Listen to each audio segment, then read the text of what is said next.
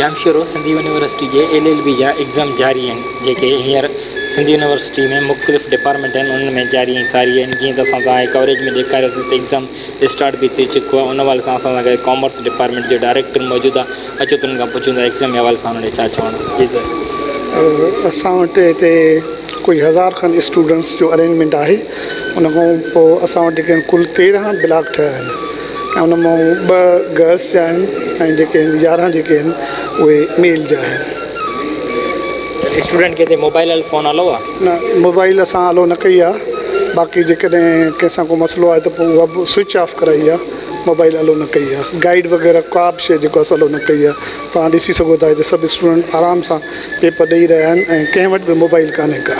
अगरि तव्हांजी का एतिरी सख़्ती आहे जेका स्टूडेंट ॿाहिरियां खां अचे थो त उहा पंहिंजी स्लिप वग़ैरह तव्हांखे चेक कराई ऐं डायरेक्ट अंदरि कहिड़ी? न, असां पहिरियों त मेन गेट ते इन्हनि जी स्लिप चेक कयूं था।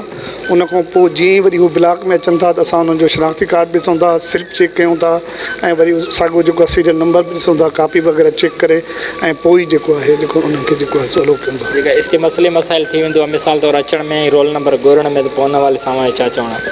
असां स्टूडेंट जी सहूलियत लाइ छा कयो आहे त पहिरियां सां ई रोल नंबर लॻाए छॾिया आहिनि। हर चेयर ते रोल नंबर जेको आहे लिखियो पियो आहे। उन खां पोइ मेन गेट जे ॿाहिरां जेको आहे असां उते रोल नंबर लिखी छॾिया आहिनि ऐं स्टूडेंट खे सहूलियत जे लाइ मां पाण मौजूदु हूंदो आहे। जीअं स्टूडेंट जो टाइम थींदो आहे त असां उन्हनि खे जेको आहे स्लिप चेक करे ऐं उनखे गाइड कंदा आहियूं त फ़लाणे ब्लॉक में उन्हनि जो जेको आहे सो पेपर आहे, फ़लाणे ब्लॉक में वञनि ऐं सीरियल नंबर उन्हनि जो किथे आहे। उन असांजा माण्हू आहिनि, असांजो वेटर स्टाफ आहे, वरी उनखे वठी जेको उन ब्लॉक ताईं जेको आहे सो पहुचाईंदो आहे। अहिड़ी का तकलीफ़ न थींदी आहे। जेकॾहिं ॿार पेपर में अचनि था हिते अपेयर थियनि था त उन जी टाइमिंग छा आहे पेपर स्टार्ट थियण जी एंड थियण जी? पेपर त हूअं जेको कंट्रोल ऑफिस जेको शेड्यूल ॾिनो आहे त 2 खां 5 बजे ताईं ऐं जुमे जो 2:30 बजे खां 5:30 बजे ताईं। पर हिते असां स्टूडेंट खे जेको आहे 1 बजे खां पोइ उनजी सहूलियत जे लाइ असां उनखे इन करे था छॾियूं। उन्हनि जी चेकिंग वग़ैरह करे उनजी स्लिप वग़ैरह जी सभु कुझु ॾिसी ऐं जीअं उहे आराम सां वेहनि। ऐं हिते असां वटि जेको आहे उन्हनि जे लाइ पाणी वग़ैरह जो बंदोबस्तु आहे, कूलर वग़ैरह असां रखिया आहिनि जीअं स्टूडेंट खे वधि में वधि सहूलियत ॾेई सघूं। ठीकु आहे।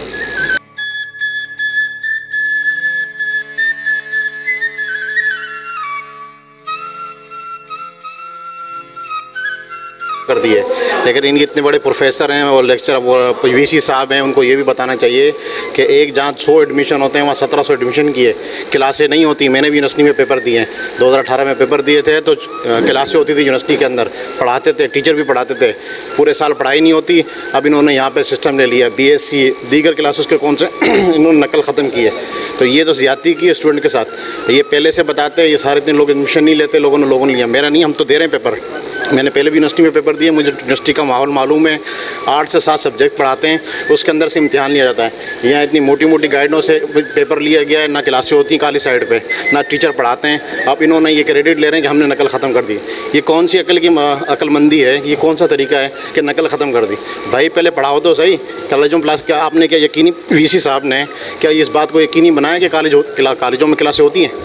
पूछा उन्होंने कितने प्रोफेसर आते हैं, कितने पढ़ाते हैं?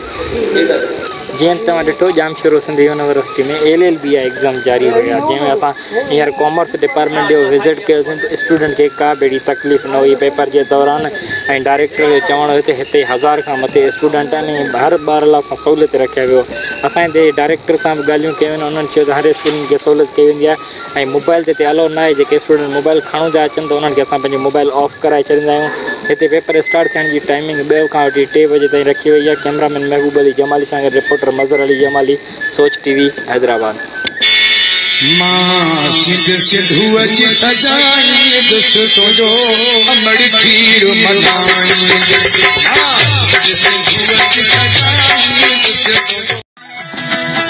सब्सक्राइब कयो हमारे पंहिंजो चैनल सोच TV के ऐं बेल आइकन के दबाएं, कदें भी न विसारींदा।